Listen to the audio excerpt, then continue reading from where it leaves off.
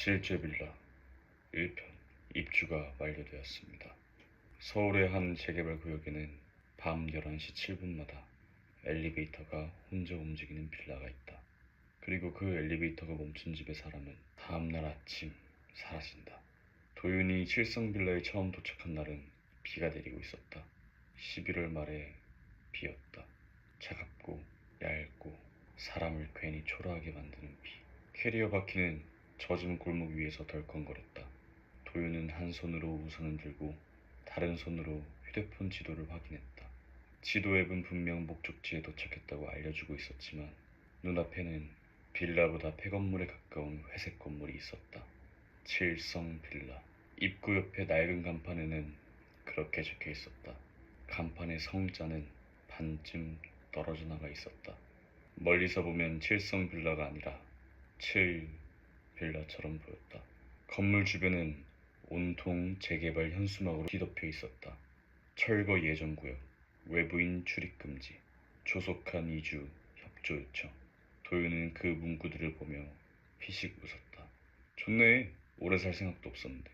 서울에서 보증금 500에 월세 35. 이 조건을 보고도 고민할 수 있는 사람은 아직 인생이 덜 급한 사람이다. 도윤은 급했다. 회사 근처 고시원 생활은 더 이상 못 버티겠고 그렇다고 멀쩡한 원룸을 구할 돈은 없었다. 광고회사 3년차, 낮에는 남의 물건을 팔기 위한 문장을 쓰고 밤에는 괴담 유튜브 채널에 들어갈 대본을 썼다. 사람들이 무서워할 만한 이야기, 댓글이 달릴 만한 이야기, 끝까지 듣게 만들 이야기. 그는 남의 공포를 팔아 자신의 월세를 냈다. 그래서인지 도윤은 스스로를 꽤 현실적인 사람이라고 생각했다. 귀신 같은 건 믿지 않았다. 세상에서 제일 무서운 건 귀신이 아니라 보증금, 카드값, 회사 단톡방, 그리고 월요일 아침이라고 믿었다. 그날 도윤을 기다리던 중개인은 1층 현관 앞에 서 있었다. 50대쯤 되어 보이는 남자였다. 비를 맞고 있는 것도 아닌데 어깨가 젖어 있었다. 땀인지 빗물인지 알 수 없었다. 강도윤 씨? 네, 안녕하세요. 중개인은 도윤의 얼굴을 확인하더니 짧게 고개를 끄덕였다. 방은 707호예요. 엘리베이터는 되긴 되는데 가능하면 계단 쓰세요. 도윤은 건물 안쪽을 들여다봤다. 1층 로비는 어두웠다. 벽에는 오래된 우편함들이 붙어 있었고 그중 몇 개는 문짝이 떨어져 있었다. 바닥 타일은 여기저기 깨져 있었다. 가장 안쪽에는 낡은 엘리베이터 하나가 있었다. 문이 닫혀 있었지만 그 위에 층수 표지판에는 이상하게도 숫자 7이 떠 있었다. 도윤은 물었다. 엘리베이터 고장났어요? 중개인은 바로 대답하지 않았다. 대신 열쇠 뭉치를 만지작거리며 말했다. 고장이라기보단 오래돼서요. 철거 예정이라 수리를 안 하는 건가요? 그렇죠. 뭐고도 없어질 건물이니까. 중개인은 도윤을 데리고 계단을 올라갔다. 7층까지 올라가는 동안 도윤은 한 가지 이상한 점을 느꼈다. 건물은 7층짜리였다. 각 층에는 방이 하나씩 있는 구조였다. 1층에는 로비와 관리실, 2층부터 7층까지 각 층마다 한 세대. 그런데 중개인은 말했다. 여기 입주민은 총 7명이에요. 도윤은 걸음을 멈췄다. 방은 6개인 거 아닌가요? 2층부터 7층이면? 중개인은 참 멈칫하더니 이상한 표정으로 웃었다. 아, 지하에도 하나 있어요. 지금은 안 써요. 그럼 7명이 아니잖아요. 그냥 그렇게 불러요. 칠성 빌라니까 7명. 도윤은 더 묻지 않았다. 싸게 들어가는 방에서 너무 많은 걸 따지는 건 예의가 아니라고 생각했다. 707호 문 앞에 도착했을 때 중개인은 비밀번호를 알려주고 계약서를 건넸다. 짐 드리고 나면 입주민 공지방에 들어가세요. 우편함에 QR이 있을 겁니다. 네.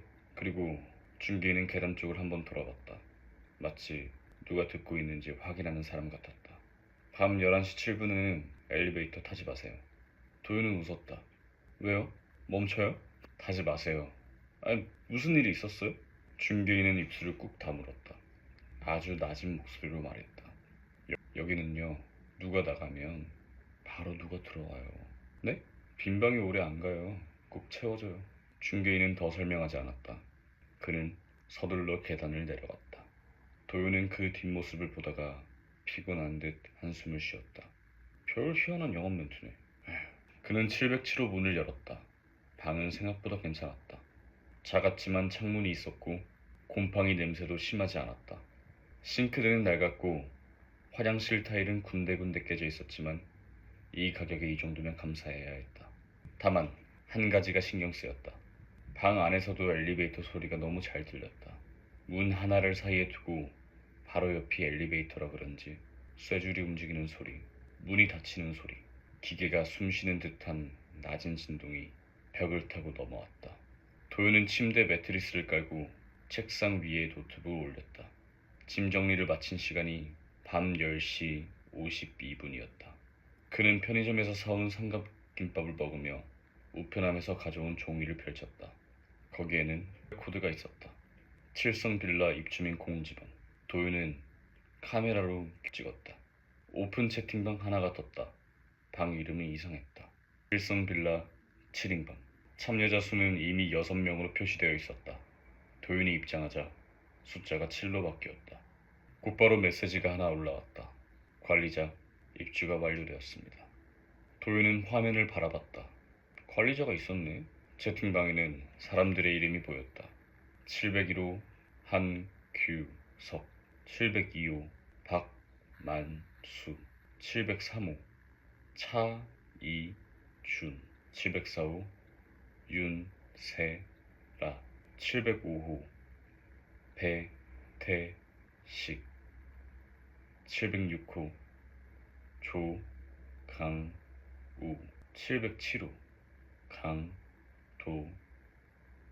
도윤은 그 이름들을 천천히 읽었다. 그러다 문득 이상한 기분이 들었다. 마치 명단이 아니라 출석부 같았다. 아니, 장례식장 방명록 같았다. 그 순간 벽 너머에서 엘리베이터가 움직이는 소리가 들렸다. 덜컹. 도윤은 고개를 들었다. 방 안에는 아무도 없었다. 복도에서도 아무 소리가 나지 않았다. 그런데 엘리베이터는 분명히 움직이고 있었다. 휴대폰 시계를 봤다. 밤 11시 7분. 띵. 엘리베이터가 7층에 멈췄다. 도윤은 삼각김밥을 내려놓고 현관문 쪽으로 다가갔다. 조심스럽게 렌즈 구멍으로 복도를 내다봤다. 복도는 어두웠다. 낡은 형광등 하나가 깜빡이고 있었다. 엘리베이터 문이 천천히 열려 있었다. 그 안은 보이지 않았다. 이상하게도 완전히 검었다. 잠시 후 701호 문이 열렸다. 그곳에서 한 남자가 나왔다. 중년 남자였다. 잠옷 차림인데도 자세가 꼿꼿했다. 그는 마치 누군가에게 불려 나온 사람처럼 엘리베이터 쪽으로 걸어갔다. 도윤은 숨을 죽였다.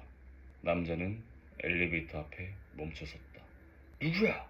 대답은 없었다. 남자가 한 걸음 다가갔다. 그때 엘리베이터 안에서 목소리가 들렸다. 그것은 남자의 목소리였다. 너희는 내 수준이 안 돼. 남자가 굳었다.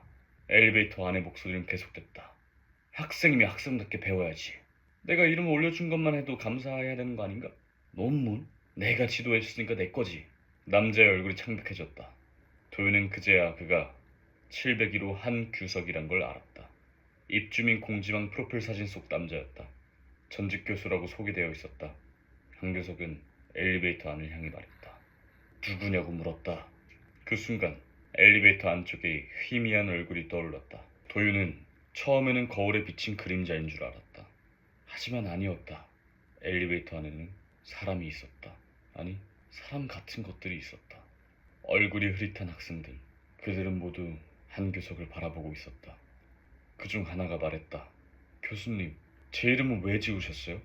한규석의 입술이 떨렸다. 그건 연구실 관례였다. 내가 책임자였으니까. 제 논문이었잖아요. 내가 지도했잖아. 한규석이 소리쳤다. 너희가 뭘 안다고 그래? 내가 없었으면 아무것도 못했을 것들이. 엘리베이터 안의 얼굴들이 동시에 웃었다. 스피커에서 안내음 같은 목소리가 흘러나왔다. 고개를 숙이십시오. 한규석은 이를 악물었다. 내가 왜 고개를 숙이십시오? 나는 평생 그 누구 앞에서도 고개를 숙인 적이 없어. 그 말이 끝나는 순간 엘리베이터 안의 어둠이 확장되었다. 검은 물감이 복도까지 번지는 것처럼 어둠이 한규석의 발목을 감쌌다. 한규석은 몸을 빼내려 했지만 움직이지 못했다. 학생들의 얼굴이 하나씩 가까워졌다. 교수님은 저희를 밟고 올라가셨죠. 아니요. 그런데 왜 한 번도 아래를 안 보셨어요? 아니요. 도윤은 문고리를 붙잡고 있었다. 열어야 하나, 경찰에 신고해야 하나. 아니, 이걸 어떻게 설명하지? 그가 망설이는 동안 엘리베이터 문이 닫혔다. 쾅, 복도는 다시 조용해졌다. 다음 날 아침 701호 문 앞에는 종이 한 장이 붙여 있었다. 도윤은 출근길에 그것을 보았다. 종이에는 단 두 글자가 적혀 있었다. 교만. 그 밑에는 더 작은 글씨가 써 있었다. 너는 평생 남을 내려다봤지만 마지막까지 네 밑을 보지 못했다. 한규석은 사라졌다. 경찰이 왔다. 입주민들은 모여서 질문을 받았다. 도윤은 전날 밤 본 것을 말하지 않았다. 정확히 말하면 말을 할 수가 없었다. 엘리베이터에서 학생 귀신들이 나와서 교수를 데려갔어요. 이 말을 누가 믿겠는가? 도윤은 그저 말했다. 저는 자고 있었습니다. 그 말이 이상하게 입에 잘 붙었다. 나는 자고 있었다. 나는 몰랐다. 나는 아무것도 못 봤다. 그날 밤 입주민 공지방에 메시지가 올라왔다. 도윤은 그 메시지를 오래 바라봤다. 삭제하려 했지만 손가락이 움직이지 않았다. 그 다음날 702호 박만수가 사라졌다. 박만수는 부동산 중개업자였다. 늘 금색 시계를 차고 다녔고 휴대폰 2대를 들고 다녔다. 그는 칠성빌라 사람들에게 자주 말했다. 서울에서는 돈 냄새 맡는 놈들이 살아남아요. 순진하면 당하는 거지. 도윤은 그를 좋아하지 않았다. 하지만 싫어한다고 해서 사람이 사라져도 된다는 뜻은 아니었다. 그날 저녁 도윤은 702호 앞을 지나가다가 통화 소리를 들었다. 아니, 계약서에 다 써놨다니까요. 박만수의 목소리였다. 보증금 못 돌려준다니까. 나도 돈 묶였어요. 잠깐 침묵. 죽는다고 협박하지 마세요. 그런다고 돈 나오는 거 아니니까. 도윤은 걸음을 멈췄다. 문틈 아래로 빛이 새어나오고 있었다. 안쪽에서는 박만수가 낮게 웃는 소리가 들렸다. 순진하게 계약한 본인 잘못이지. 도윤은 다시 걸었다. 자신과 상관없는 일이라고 생각했다. 그날 밤 11시 7분 엘리베이터가 움직였다. 도윤은 이번에도 현관문 렌즈로 복도를 봤다. 702호 문이 열렸다. 박만수가 지갑을 움켜쥔 채 나왔다. 엘리베이터 안에서는 돈 냄새가 났다. 젖은 지폐 냄새, 오래된 금고 안쪽 같은 냄새. 박만수는 홀린 듯 엘리베이터 안으로 들어갔다. 그 순간 엘리베이터 벽이 바뀌었다. 스테인리스 벽이 아니라 수백 장의 계약서로 뒤덮여 있었다. 전세 계약서, 월세 계약서, 차용증, 권리금 계약서. 그 종이마다 빨간 손도장이 찍혀 있었다. 스피커에서 목소리가 들렸다. 얼마면 충분했습니까? 박만수가 웃었다. 돈에 충분한 게 어딨어. 그 말이 끝나자 바닥에서 검은 물이 차오르기 시작했다. 물 위로 지폐가 떠올랐다. 박만수는 본능적으로 몸을 숙여 지폐를 주었다. 그러나 지폐 뒷면에는 이름들이 적혀 있었다.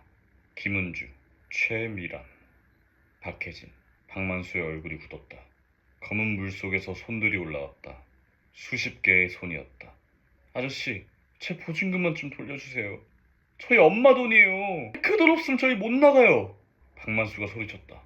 계약대로 한 거야. 내가 뺏은 게 아니라고. 엘리베이터 벽의 계약서들이 일제히 뒤집혔다. 그 뒷면에는 같은 문장이 반복되어 있었다. 받은 만큼 갚아라. 박만수의 주머니에서 지폐가 쏟아졌다. 지갑에서도, 소매에서도, 입에서도 돈은 끝없이 쏟아졌다. 하지만 그 돈은 전부 검은 물에 젖어 있었다. 도윤은 문 안쪽에서 숨을 죽이고 있었다. 박만수는 마지막까지 돈을 움켜쥐고 있었다. 이건 내 돈이야. 엘리베이터 문이 닫혔다. 다음날 아침 702호 앞에는 종이가 붙어 있었다. 탐욕. 그 밑에는 이렇게 써 있었다. 너는 손에 쥔 것이 많아질수록 사람을 놓쳤다. 입주민 공지방에는 메시지가 올라왔다. 그날 밤 도윤은 잠을 이루지 못했다. 그는 노트북을 켜고 칠성빌라에 대해 검색했다. 하지만 제대로 된 정보는 나오지 않았다. 다만 오래된 지역 커뮤니티 글 하나가 있었다. 제목은 짧았다. 칠성 빌라. 아직도 사람 사나요? 글의 내용은 대부분이 삭제되어 있었다. 남아있는 문장은 세 줄뿐이었다. 거기 원래 7명이 죽은 자리잖아요. 엘리베이터가 아니라 관이라고 들었어요. 입주하면 자기 잘못한 것부터 세게 된대요. 도윤은 화면을 바라보다가 갑자기 등 뒤가 서늘해지는 것을 느꼈다. 휴대폰이 울렸다. 입주민 공지방이었다. 아직 5개 방이 남았습니다. 도윤은 휴대폰을 떨어뜨렸다. 그 순간 방 안의 전등이 한 번 깜빡였다. 그리고 벽 너머에서 엘리베이터가 작게 움직였다. 덜컥 마치 누군가 다음 순서를 고르고 있는 것처럼.